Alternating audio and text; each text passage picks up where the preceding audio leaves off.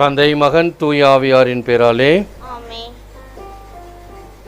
எங்கள் எல்லோருக்காகவும் எந்நாளும் காத்திருக்கும் நற்கருணை ஆண்டவரே, நன்றி புகழ் உமக்கே.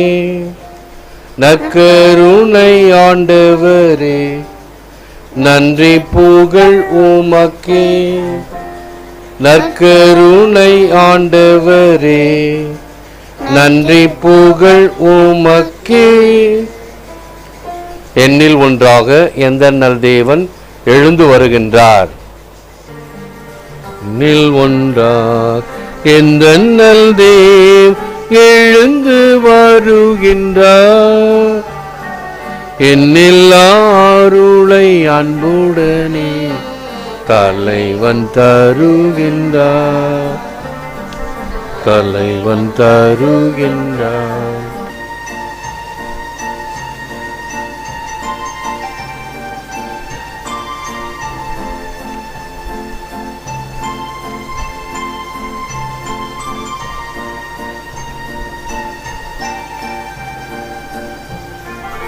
உதயம் காண விழையுமோ மலரை போலவே,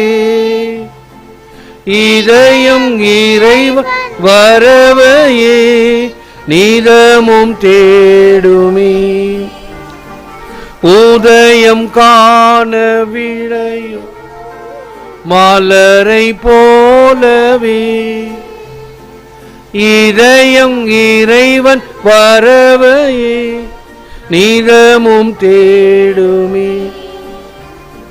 பகலை மறைக்கும் முகிலா பல பழிகள் சூழ்ந்ததே, அந்த முகிலும் இருள் கரையும் தீர முழுமை தோன்றுமே. என்னில் ஒன்றாக எந்த நல் தேவன் எழுந்து வருகின்றார். என்னில் அருளை அன்புடன் தலைவன் தருகின்றார். தலைவன் தருகின்றார்.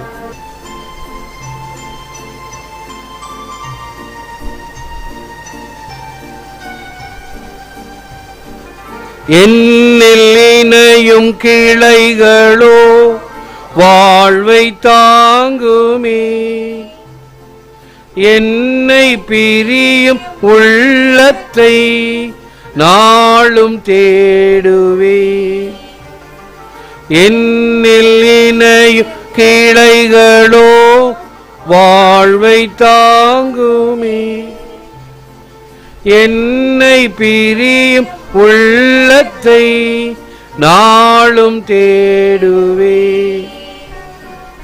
என்று பகர்ந்த இறைவா எம்மை இணைக்க வாருமே. உந்தன் அன்பு வீரும் நாளும் அருந்தி அமைதி காணுமே. என்னில் ஒன்றா எந்த நல் தேவ எழுந்து வருகின்றார். என்னில் அருளை அன்புடன் தலைவன் தருகின்றார். தலைவன் தருகின்றார். தந்தை மகன் தூயாவியாரின் பேராலே ஆமென். நம் ஆண்டவராகிய இயேசு கிறிஸ்துவின் அருளும் கடவுளின் அன்பும் தூயாவியாரின் நட்புறவும் உங்கள் அனைவரோடும் இருப்பதாக. இயேசுவில் அன்பார்ந்த சகோதர சகோதரிகளே, அன்பார்ந்த தொலைக்காட்சி விசுவாசிகளே, மே மாதம் 9ஆம் தேதி ஞாயிற்றுக்கிழமை கடுமையான சூழ்நிலையில் இருக்கிறோம். தேவ பராமரிப்பு நம்மை தாங்க வேண்டும் என்று திருப்பலியில் ஜெபிப்போம். தகுதி பெற நம் பாவங்களுக்காக மனம் வருந்துவோம். எங்களை தந்தையுடனும் எல்லா மக்களுடனும் ஒப்புரவாக்க வந்த ஆண்டவரே இரக்கமாயிரும். பாவிகளை அழைக்க வந்த கிறிஸ்துவே இரக்கமாயிரும். எங்களுக்காக பரிந்து பேச தந்தையின் வலப்பக்கம் வீற்றிருக்கும் ஆண்டவரே இரக்கமாயிரும். எல்லாம் வல்ல இறைவன் நம்மீது இரக்கம் வைத்து நம் பாவங்களை மன்னித்து நம்மை முடிவில்லா வாழ்வுக்கு அழைத்து செல்வாராக. Love one another as I have loved you. யோவான் 15:12. நான் உங்களிடம் அன்பு கொண்டிருப்பது போல நீங்களும் ஒருவர் மற்றவரிடம் அன்பு கொண்டிருங்கள். கிறிஸ்துவின் நற்செய்தி. கிறிஸ்துவே உமக்கு புகழ். கிறிஸ்துவின் அன்பார்ந்தவர்களே, Jesus' command to forgive enemies is not merely a restriction to our freedom, it is a guide to our own health and welfare. இயேசு விரோதிகளை மன்னியுங்கள் என்று சொன்னது நமது சுதந்திரத்திற்கு தடை மட்டுமல்ல, அது நம் நல்வாழ்விற்கும் ஒரு வழிகாட்டியாய் இருக்கும். உதாரணம் சொல்லுகிறேன். வழக்கமாக நாம் நல்லவைகளை மறந்து விடுவோம். யாராவது நம்ம திட்டுனா அல்லது நமக்கு கோபப்படுமாறு ஏதாவது நடந்துக்கிட்டா அதுதான் உள்ளத்தில் ஆழமாக இருந்து அதை பற்றியே நினைத்து கொண்டிருப்போம். அது என்ன ஆகும் தெரியுமா? வழக்கமாக முதல்ல அது வயிற்றில் புளி கரைக்குதுன்னு சொல்லுவாங்க. ஒரு எண்ணமானது கோபமோ ஆத்திரமோ இருந்தால் அது வயிற்றில் அந்த அமிலத்தை சுரந்து அல்சர் வரும். அல்சர் அப்படியே இருந்துச்சுன்னா கேன்சர் வரும். அவைகளை துவக்கத்திலேயே முளையிலேயே களைந்து எடுத்து விட வேண்டும். இந்த பகை வெறுப்பு இவைகள் எல்லாம் இருந்தால் அது நமக்குத்தான் ஊறு விளைவிக்கும். அது மட்டுமல்ல, இன்னும் நம்மை சிந்திக்க விடாமல் அல்லது நம்முடைய பாதையையே மாற்றக்கூடிய வகையில் அமையும். பாருங்க, ஆண்டவருடைய வேலையில் நம்ம இந்த வேலையைத்தான் செய்யணும், நன்றியை எதிர்பார்க்க கூடாது. ஆகவே உன் கடமை என்ன? செய். அல்லது செத்து மடின்னு சொல்றாங்க இல்லையா? செய், பலனை எதிர்பார்க்காத. மக்கள் எனக்கு நன்றி செலுத்துவாங்க, ஆரவாரம் செய்வாங்க, அதெல்லாம் இல்லை. இயேசுனுடைய பாணியை தான் சிலுவையில் அறையும் சொன்னவங்க தான். டவுனை விட்டுட்டு அணிலாடி பங்குக்கு போறேன், படுமோசமான கிராமம்,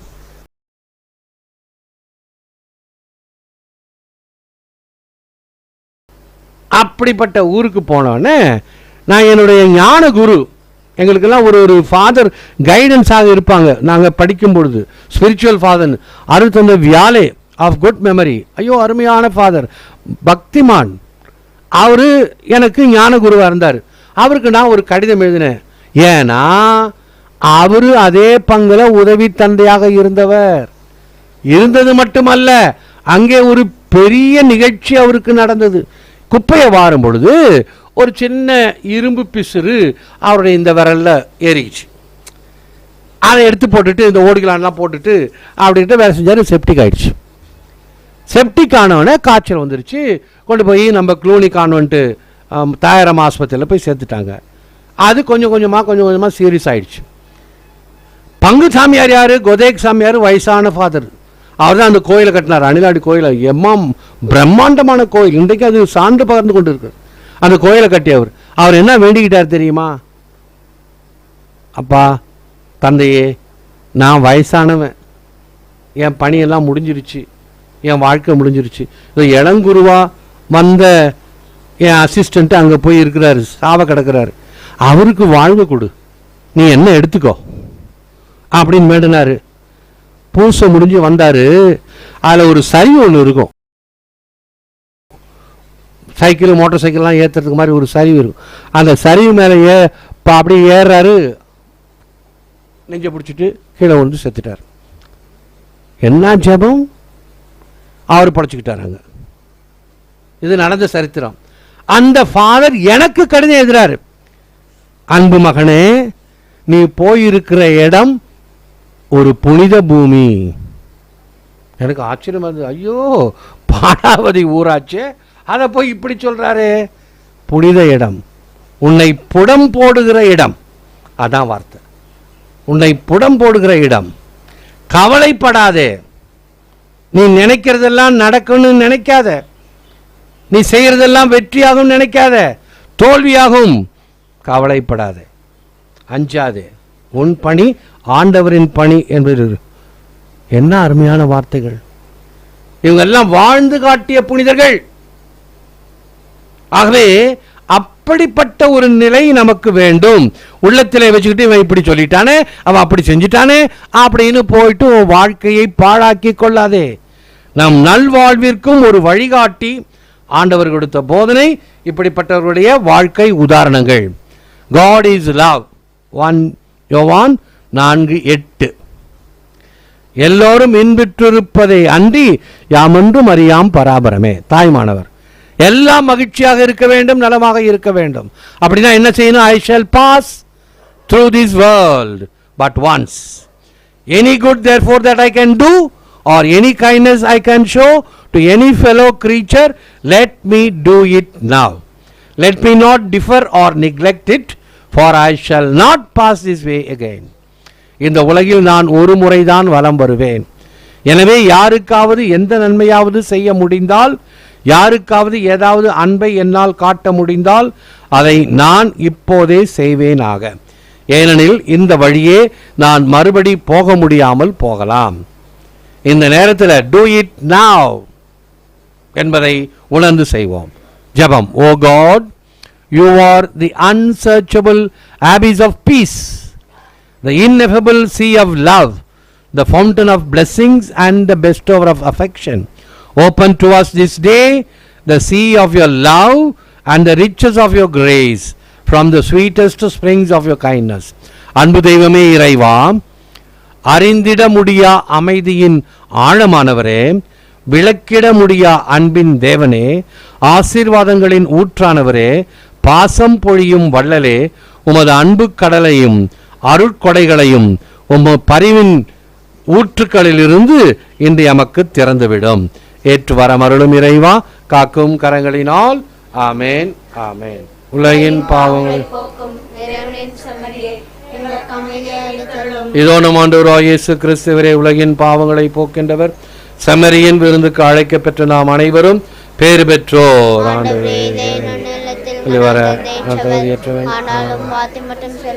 எனது ஆன்மா குணமன் எமை காத்து நித்திய வாழ்வு அழைத்து கொண்டு செல்வதாக. ஆமென். கிறிஸ்துவின் ஆன்மாவே என்னை புனிதப்படுத்தும், கிறிஸ்துவின் திருவுடலே என்னை மீட்டள்ளும், கிறிஸ்துவின் திருரத்தமே என்னை நிறைவித்தள்ளும், கிறிஸ்துவின் விழாவின் என்று வந்த திருநீரே என்னை திருநீரிலும், கிறிஸ்துவின் திருப்பாடுகளே என்னை திறப்படுத்துங்கள். ஓ நல்ல இயேசுவே, எனக்கு சாய்த்தள்ளும். உம்மை விட்டு என்னை என்னை மைத்தரும், உம்மை விட்டு என்னை பிரிய விடாதேயும், தீயதிலிருந்து என்னை காத்தள்ளும். என் மரணத்திலும் நீர் என்னை அழைத்து உமது புனிதர்களோடு எக்காலமும் உம்மை புகழ எனக்கு வரமருளும். ஆமென். இயேசுவில் அன்பார்ந்த சகோதர சகோதரிகளே, அன்பார்ந்த தொலைக்காட்சி விசுவாசிகளே, நாளையிலிருந்து ஒரு பொது முடக்கமாக ஊரடங்கு அறிவிக்கப்பட்டிருக்கிறது. ஏனென்றால் இந்த 2வது அலையினுடைய உச்சம் நிறைய பேரை காவு வாங்கி கொண்டு இருக்கிறது பார்க்கிறோம். மிகவும் அதிர்ச்சியாக இருக்கிறது. அவை நாம் எச்சரிக்கையாக இருப்போம். முதல் அலையில் தப்பிச்சுக்கிச்சு, இந்த 2வது அலையில் ரொம்ப சின்னாபிண்டமாக்கி கொண்டு இருக்கிறது. காரணம், நடுவில் வந்த பல வகையான கூட்டங்கள், இந்த தேர்தலுக்காக கூடிய கூட்டங்கள், பல திருவிழாக்காக கூடிய கூட்டங்கள், யாருக்கு வேண்டுமானாலும் வரும். இன்றைக்கி காலையில் டிவி நியூஸில் ஒரு யங் டாக்டர் பொண்ணு இறந்துருச்சு கொரோனாவுக்காக வேலை செஞ்ச பிள்ளை வேற.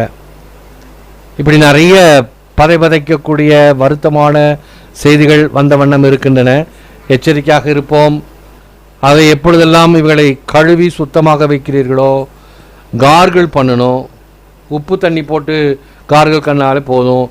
ஆவி பிடிக்கணும்னு சொல்கிறாங்க. ஆவியில் நீங்கள் யூக்கலிப்டஸ் போடணும், அந்த நொச்சித்தலை போடணும், இதெல்லாம் வேணாம்.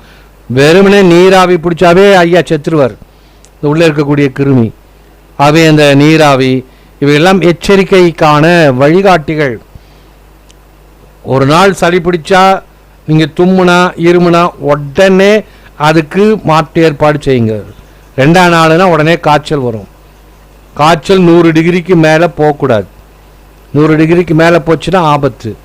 அப்புறம் உங்களுக்கு அந்த நுரையீரல் வழியாகத்தான் அதை மூச்சு அடைக்கக்கூடிய மூச்சு திணறல் ஏற்படக்கூடியது நுரையீரலுக்கு தான்.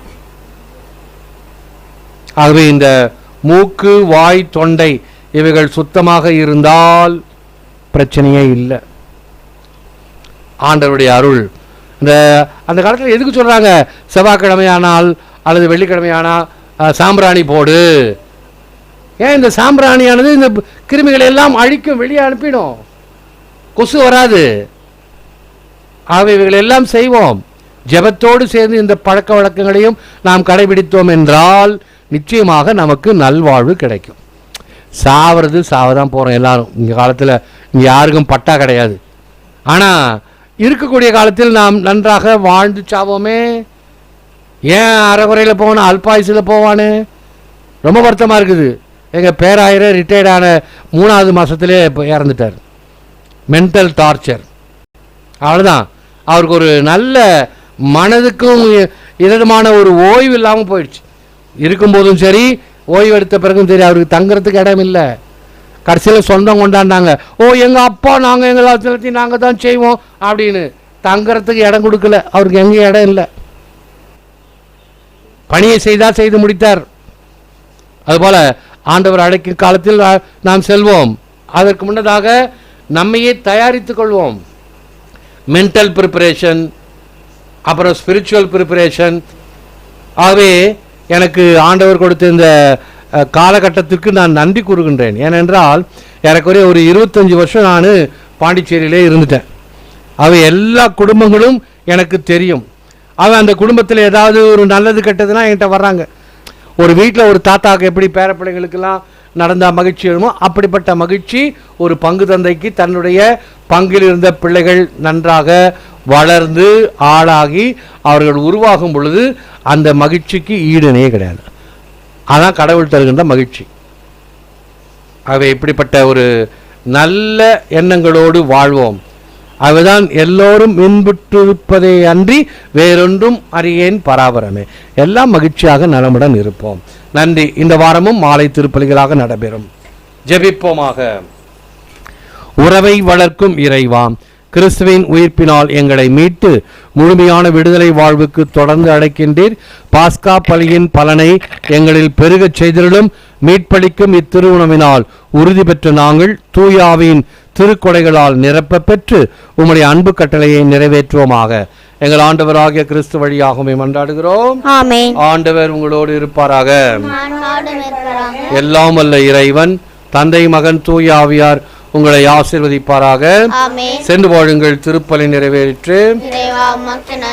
எங்கள் எல்லோருக்காகவும் எந்நாளும் காத்திருக்கும் நற்கருணை ஆண்டவரே, நன்றி புகழ் உமக்கே.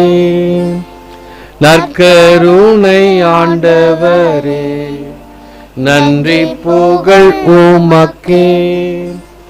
நற்கருணை ஆண்டவரே, நன்றி புகழ் உமக்கே.